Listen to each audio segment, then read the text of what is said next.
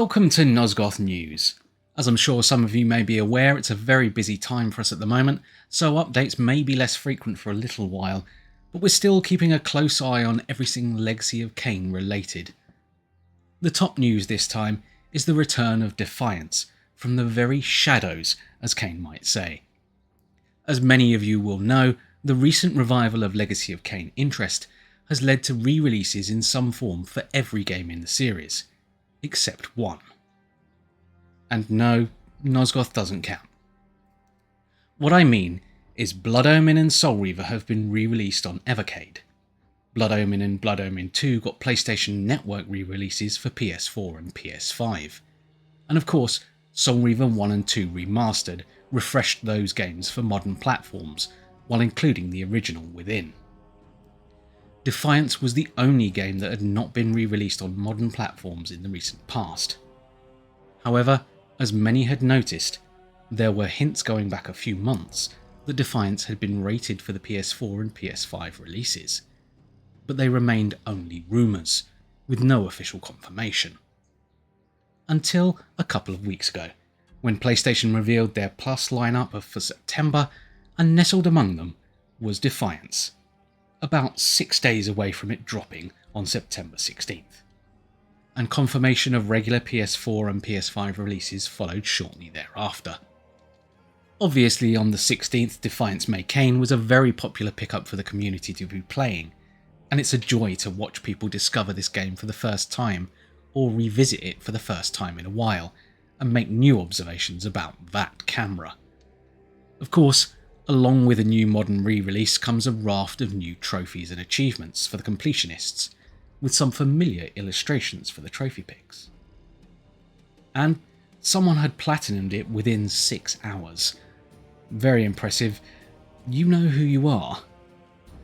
No word yet on the implications for other platforms or other versions of the game, but stay tuned for more developments.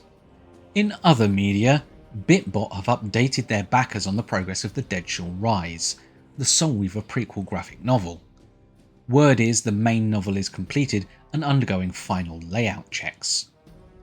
The Fallen Brothers Zephon mini-comic, put up as a late pledge reward, has also been completed and is heading to print soon, and most of the masks and swords used as merch rewards are also finished.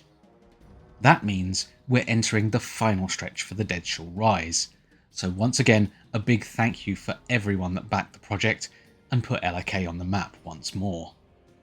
Digital goods will be going out towards the end of October, including the main novel, soundtrack and the Zephon comic, and physical goods are on track for shipping in the first quarter of 2026. They've also put out a couple of previews to whet the appetite. First off, a snippet of a track by Celldweller and Matt Heafy of Trivium, named after the new character Elaleth, which is available on YouTube. I'll link that in the description. And there are also a couple of preview pages, one from the Zephon mini-comic showing Zephon and the Silenced Cathedral, and one from the Dead Shall Rise showing how backer likenesses have been incorporated into the graphic novel. The other big news recently comes courtesy of an update by Lost in Cult. As many of you will know, they are behind the upcoming double pack of the Scourge of the Sarafan tabletop role-playing game and the Book of Nosgoth encyclopaedia.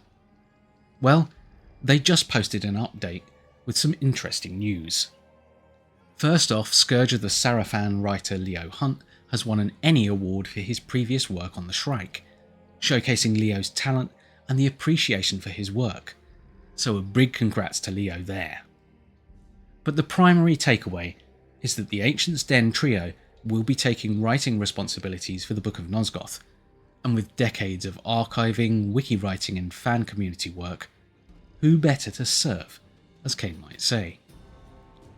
We're deeply honoured at this responsibility, and we're taking the time to ensure the best balance we can in the encyclopaedia, to memorialise these arcane tomes in stone for what has gone before, and provide the bedrock for the series going forward.